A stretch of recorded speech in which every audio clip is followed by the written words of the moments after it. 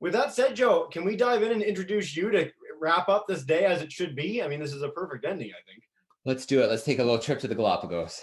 Fantastic. Well, first, for everyone joining, you guys, again, have had this amazing opportunity to hear from some of the top conservationists in the world. This has all been made possible by our last speaker of the evening. So, the founder of Exploring by the Seat of Your Pants, the founder of National Geographic Explorer Classroom. No one has done more over the last 5 years than our speaker, Joe Grabowski, and my boss. So I'm trying to, be as good as possible here to highlight science and exploration with the public. He also breaks the record for the longest time without sleep in human history over the last 2 weeks to pull together this awesome festival. So I hope you guys have been enjoying the program as much as we have hosting it. But yes, as Joe mentioned, he is going to highlight the world of the Galapagos, one of the most unique ecosystems in the world. And I look forward to sharing some of your questions in those Slido rooms when he wraps up. Joe, take us away. All right, Jesse, I appreciate that intro. But, without people like you and Wes and Paul jumping in and hosting today, and other people behind the scenes pulling this event together, it would never have happened. So sometimes you just have a crazy idea comes up and then it's just run with, and who knows what can happen. So yeah. Awesome. Okay. So, well, let's do this. So like Jesse said, my name's Joe, and I just couldn't resist taking the opportunity to share pretty much my favorite place on the planet, the Galapagos. So I studied zoology and biology in university, and there was nowhere else in the world that I wanted to visit more. And when the opportunity came, I leapt at it. So give me a moment here to share my screen, and let's take a little dive in. All right, that should be coming up now. Let's take it full screen. Okay, so we should start with a little bit of geography, put it into context where we are in the world before we jump into a little biodiversity. So we've got South America here, Ecuador, which is the country that the Galapagos is part of. And then we go about 1,000 miles off the coast, you find this little speck, this little group of islands here, and we're going to dive in a little bit deeper. All right, nice little close-up of the islands. Pretty unique and pretty cool. So there's a hot spot here on the ocean floor. And so as liquid molten rock is released, it cools, and over thousands of years, tens of thousands of years, it builds up until you get these islands that start to poke out from the surface, and then it moves like a conveyor belt. So the older islands are moving back towards the coast of South America to the east, and the younger islands are in the west. So Fernandina is the youngest island, Isabella next, and they're both still volcanically active. But as you move away, the islands lose that volcanic activity. They move far enough away from the hotspot. When you get to somewhere like San Cristobal, a lot of erosion is taking place. And in fact, if you went underwater and headed towards the coast of South America, you'd find old islands of the Galapagos that had their time in the sun and then through erosion and such sank back below the surface. So it's pretty cool. And I got to spend 10 days there exploring Fernandina, Isabella, Santiago, Rabida, Baltra, Santa Cruz, and San Cristobal. So let's dive in and see what we saw. So flying in, you get this view here that's very volcanic. This is Daphne Major, incredible island where there's an amazing study that's gone on by the Grants for decades, and they're studying finches and evolution and the changes in their beak sizes. So it's a very hard island to get to, but it's made this amazing natural laboratory where they could prove that evolution actually happens on quicker timescales than we ever thought was possible. This was my home for the 10 days, the National Geographic Endeavor, and we obviously moved between the islands and nonstop all day long would be jumping into the Zodiacs for some snorkeling action, for some hiking on the islands, cruising along the shores to take pictures. It was nonstop all day long and a ton of fun. So let's get into some biodiversity. So the Galapagos is pretty unique. Like many islands, it has species that are endemic, found nowhere else in the world. And we're going to see some of those today. The blue-footed boobies aren't one of those, but I like to start with them because they're so much fun to watch. And when you're somewhere like the Galapagos, where these animals evolved in isolation, no major predators, they don't see humans as predators or something to be afraid of. So you can get really close. They go about their normal business, and you really get to see some of their behaviors. So this example here I love. This is a male blue-footed booby. There's the female, and he's doing his best to impress her. He wants to show off his blue feet. The bluer the feet, the healthier he is, the more fish he's able to catch, and that pigment can be used. And so she's checking out to see just how blue those feet are. You can see she's staring right in. He dances, he shows the feet. He does his sky pointing out to the sky and calling out anything he can to try and get her attention and to impress her. So he put on quite a show, 10 minutes plus dancing. She watched, she paid attention, she looked at those feet a lot. But after 10 minutes, she decided, I think I can probably do better. I can find someone a little healthier. And then I think I captured the moment right here, the look on his face, just like what just happened. I think that's this moment right here, just realizing something went wrong. Oh, that's way closer than I thought that would be. Let's back that up a bit. So we've got a land iguana here, now that you can see more than just the tongue. Absolutely amazing species. They are super territorial. So they have these prickly pear cactuses in their territory that they protect. It's their food source.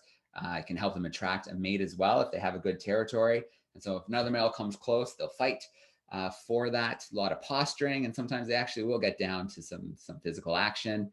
And then in the next image, there we go. We've got the prickly pear cactus. You can see what it looks like. Maybe not so appetizing to us, but clearly a delicacy for the land iguana. You can see these little cookie cutter bites that they take right out of the cactus.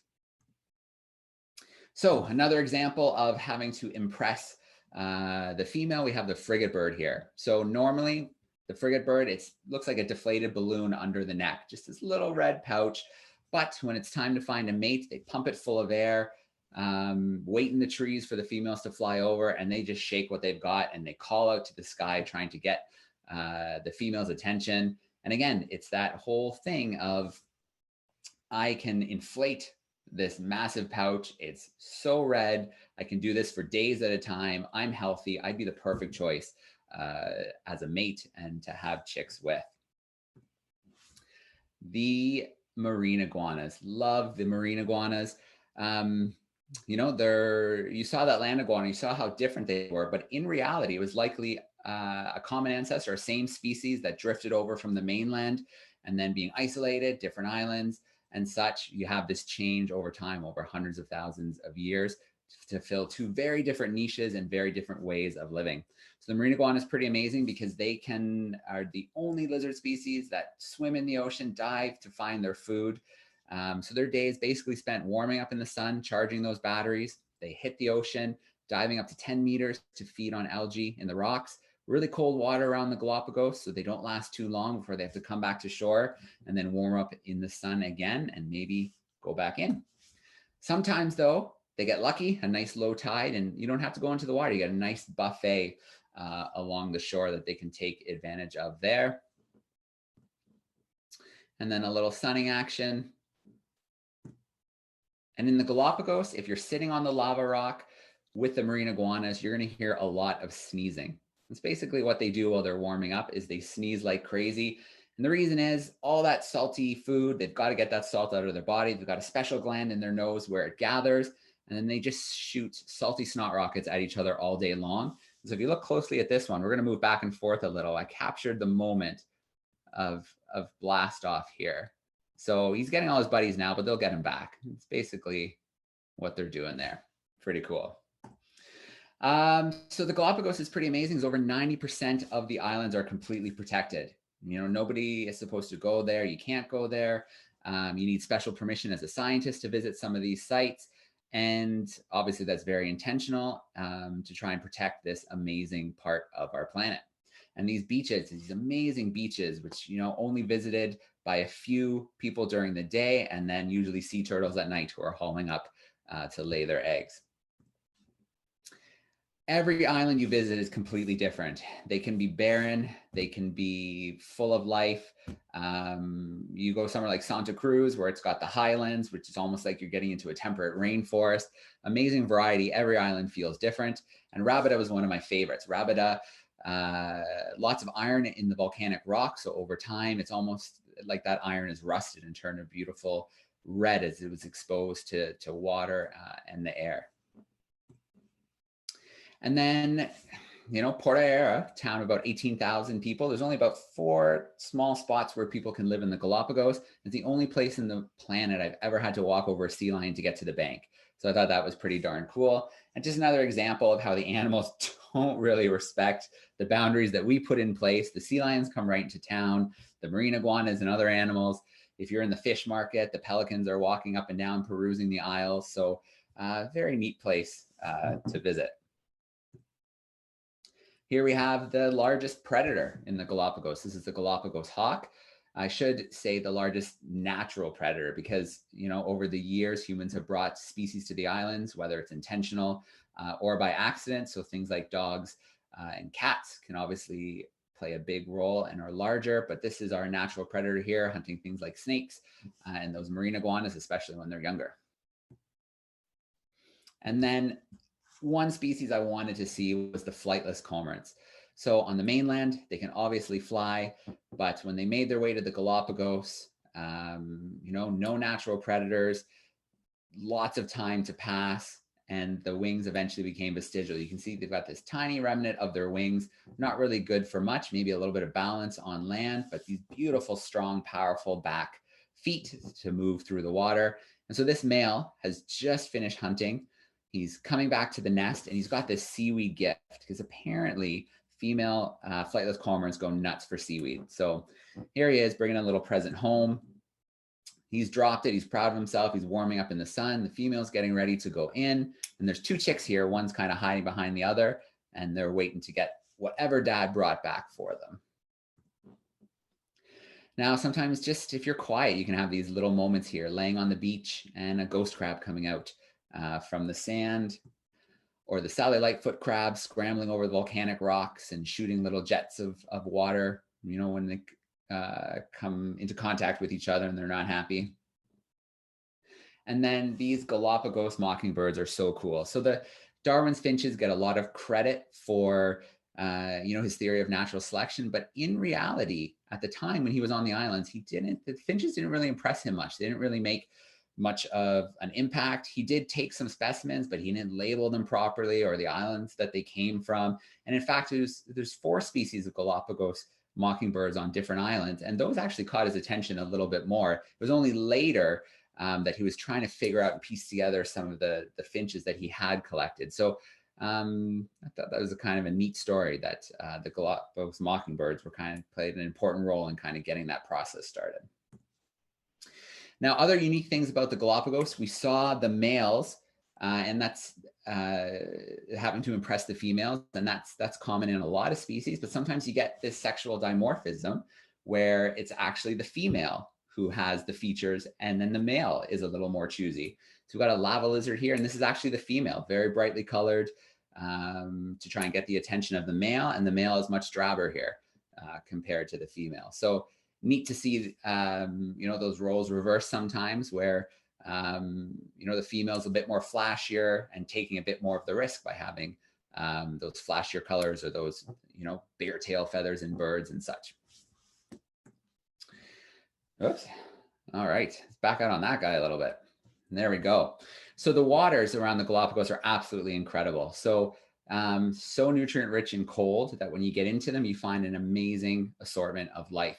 So a little bit about why that happens: phytoplankton, zooplankton, whales, sharks, anything that dies in the ocean slowly sinks to the bottom in almost a marine snow.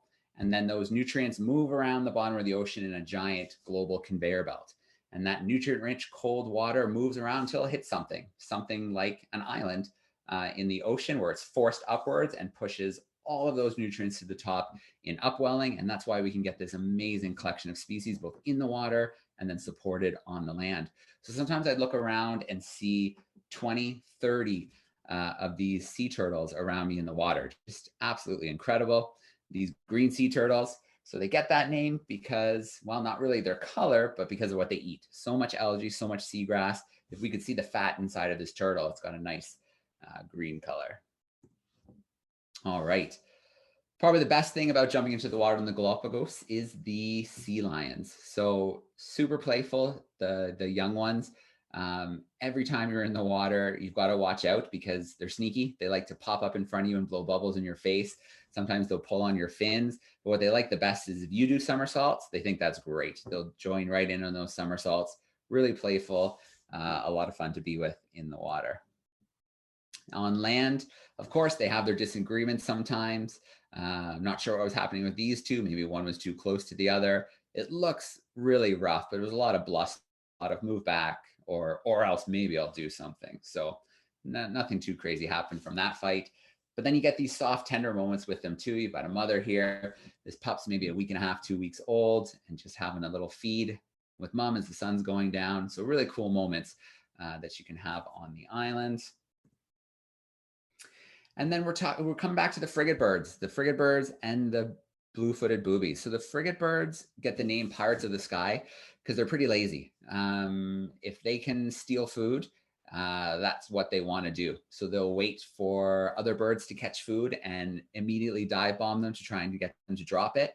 Or they'll find parents that are bringing food back to their chicks, and they'll harass them from the sky until they regurgitate the food. So they get that nickname Pirates of the Sky. I've heard people refer to them as lazy, but it's actually a really good strategy. If, it's all about conserving energy, let another species do the work and then take advantage of what they've done. And then we should wrap up with the tortoises. So the Galapagos tortoises, I'm sure many of you have heard about the tortoises. Again, so, when these islands form, they're barren volcanic rock. How does life get there? Well, plants can drift over seeds. They can obviously drift over in the atmosphere as well. Birds and some bat species can fly over. But how do we get these reptiles and things like that? So big storms on the coast of South America would wash big rafts of tree trunks and palm fronds and such into the water. Of course, it would wash species like the tortoises and the iguanas onto them as well. They can live for a long time. On short food and water, and then drift and make their way to the island. So one species of tortoise drifting to a few different islands in the Galapagos, isolation for tens of thousands, hundreds of thousands of years, and we get islands with unique species of tortoises, which is pretty cool. So, you can tell what island you're on sometimes by the species of tortoise. These are saddlebacks. You can see they've got that nice big edge there, and then that big long neck for reaching food high above the ground. But then you go to another island like Santa Cruz, and you've got this species here. It doesn't have that big long neck because it's happy just to feed off the ground. And this picture makes this tortoise look big, and it's a big tortoise. You can see that duck back there is the size of its back foot, but historically they could get so much bigger. Darwin recounts in his Voyage of the Beagle that he sat on the back for a ride of a tortoise. But unfortunately, the Galapagos were a stopping off point for a long period of time, especially on long distance journeys, and sailors would collect the tortoises. You could flip them upside down in the hold of the ship. They could live for months like that, and it was a fresh source of food. And on some islands, we've completely lost the unique species of tortoises, which is unfortunate, but an impact of all those visits to the islands over a long period of time. And then one last picture with the tortoises just laying down, getting close, and just grabbing a few pictures with the tortoise. Oh, I guess there is one more laying down lazy picture. You got to lay on the beach, have life like a sea lion. It's a pretty good life if you can have it. So why not join them if you can? So I want to share 2 quick videos, and then I think we're good for today. So let's bring that screen share back one more time. All right, this is one of my favorite videos. This is in the water with a flightless cormorant. And you can see as it's hunting, it just doesn't care that I'm there. I'm just floating in front of it. It's right in front of me, practically kicking me in the mask. Down it goes. If you watch closely, there's a green sea turtle. You can see it catch, it's probing along down there. It's going to catch a little orange fish and bring to the surface here.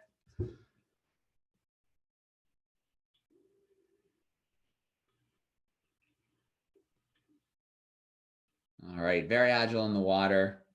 And again, just happy to do its thing. And yeah, get that really up close experience. I love their blue eyes. They have these beautiful blue eyes, absolutely incredible. The flightless cormorants.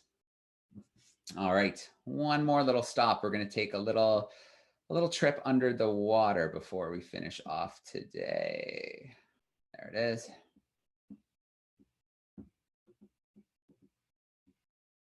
All right. So the sound's not important here because I'm about to drop into the water, but just I want to show you a little bit of the variety of life in the water in these cold, nutrient-rich waters. Once you get in, you forget about how cold the water is because there's so much to see. So the temperature just doesn't seem to matter that much anymore. But great schools of fish, and you can see they're kind of annoyed that they have to move out of the way for you. If you look closely, you can see a few parrotfish. There's a blue one back there, and then an orange one.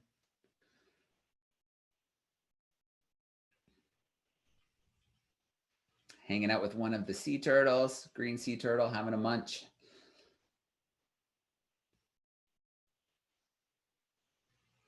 And again, that's one of my favorite things about the ocean. You can go for a walk in the forest and you'll see some life, oftentimes, a rabbit or a deer kind of darting away, or birds and insects. But when you're in the ocean, you're just surrounded by life. It's this whole other world. I don't know, it feels like you're welcomed into it sometimes. Got a nice white tip reef shark. Hanging out with the fish.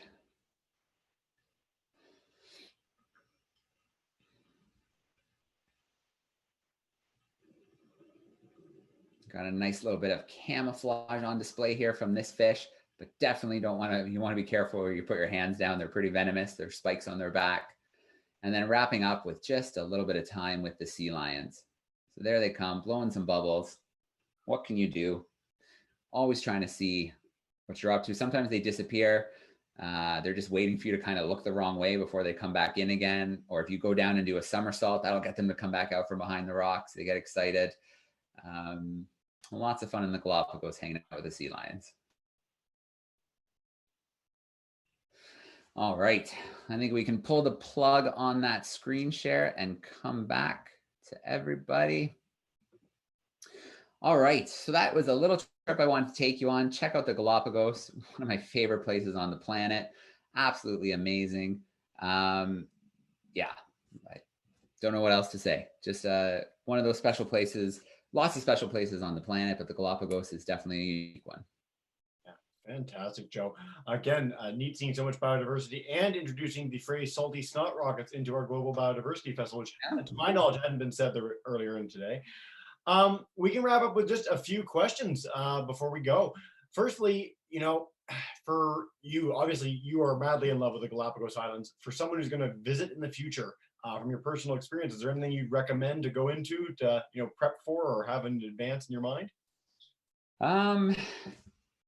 Yeah, I think the smaller of a ship you can find to be on, the better. It always makes it a fun experience. What's really crazy about they do great conservation work in the Galapagos. They do a really good job pacing the tourism and not overloading. So the entire 10 days, I don't think we saw another ship. And it's because they're all satellite tagged and they're all have certain areas they're supposed to be. They're all being tracked by the parks people. So you really feel like you almost have the whole area to yourself, which is great for the life there. I would definitely say if you don't scuba dive, that you should train and be certified before you go. Getting underwater in the Galapagos is an absolute treat. And if you're only seeing the land, you are missing so much of what's happening below the ocean. So there's some advice there. Find a nice small ship to head out on, and then make sure you're dive certified so you can enjoy the underwater world as well. You stole my next question. So I was going to ask, for people at home that are tuning in that might be kids, can you tell us when people are able to get certified to be scuba certified, so that they can go and take part in these sort of expeditions?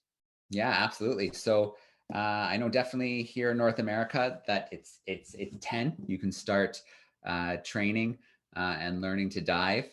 I know, I've heard of people diving as young as 3 and 4. With obviously parents who are well trained and such. Yeah. But yeah, 10 is a good age, I think, to introduce your kids to diving. And yeah, what an experience to be able to share with your kids, to take them into this other world. So I have a 3-year-old Nora and a 7-year-old Finn, and I can't wait till they're old enough to learn to dive and join me on some of these adventures. Fantastic. Well, we've had such a thrill highlighting so many underwater adventures today. We've got so many more in the next 2 days. I love that you highlighted sustainable tourism in the Galapagos. This is something that a few countries in the world really jump out. Costa Rica, Galapagos, Rwanda are places where tourism is really heavily regulated. And so you end up with these really enriching animal encounters. And again, we're going to highlight 2 more of those tomorrow as part of the groups that we're helping support. So Joe, thank you so much. And you know, no one better to leave it off than you, but if you want to finish off Global BioFest Day 1, go for it. All right. Well, thanks, Jesse. Thanks for the hosting today. You know, thanks for planting the seed in my head. I think you pointed out a festival, you know, something similar that happened around adventure. And I knew Biodiversity Day was coming up and thought, why not? Let's see what we can do. So yeah, huge thanks to everybody who joined us today. It's been a ton of fun watching on social media, seeing people getting outside in their backyards and taking pictures of biodiversity, seeing people using the hashtags, seeing the great questions that came in, and just the interest from people all around the world to know more about our planet, learn more about the variety of life, some of the challenges, and then tuning in for some good news conservation stories. Because, you know, although there's a lot that we're doing right now to hurt the planet, I think it's great to showcase the people who are on the front lines and doing everything they can to document and raise awareness, and then do something, conserve and protect our planet. So absolutely amazing day 1. I can't wait for day 2 tomorrow. A little calmer, about 8 hours, I think. But it's going to be a lot of fun, jam-packed, start to finish. And starting at 7:30 a.m. Eastern for people at home, correct? That's right. We'll start a few minutes earlier. We'll play the address again from the Secretariat for the Convention of Biodiversity, and then we'll roll right into event number 1 with Prasen in India, talking about biodiversity on Sky Islands, these isolated little peaks. So that should be pretty fun. And people should stick around to the end, because the last session of the day involves you again, if I'm not mistaken, and a really cool group of people.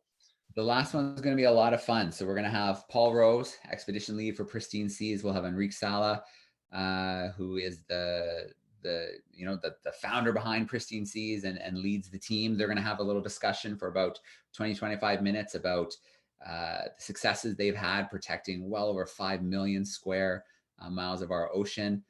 After that, we will meet up with David de Rothschild, and he's going to share a little bit of Plastiki. It's the 10th year anniversary.